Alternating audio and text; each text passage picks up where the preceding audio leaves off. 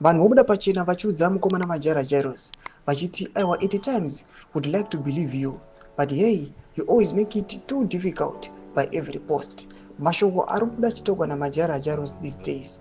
Panguva ine vanhu vari kuti aiwa yes tinge tichida kuzama kuda kumbokubhilivha but dzimwe nyaya dzacho dzinonetsa kugamuchira nemashoko anobuda achitaura mashoko achiti aiwa kunyakwe panapa tiri kuona kuti Zimbabwe is ambassador to UK aiwa oya panapa achiadvisa vakomana naChris Mutsvangwa kuti vaya vachishanda aiwa nana general pauchete nemawo veterans vana Blessed Geza aiwa to stop zviri kuitika panguva inoi. Tisanambira mashoko abudanirwa panapa kuti subscribe or like kuti on the bell kuti mina paimbe yamajara Jairus anobuda chiposta this headline rakanzi Zimbabwe courts global capital UK investments mission sparks high value deals and strategic alliance. Obudanyura achiti Zimbabwe's ambassador to the UK retired Colonel Christian Katsande allegedly advised Chris Mutsvangwa to work with President Chiwenga and war veteran Comrade Blessed Geza to cleanse the government of hardcore criminals who are working with mnangagwa to the detriment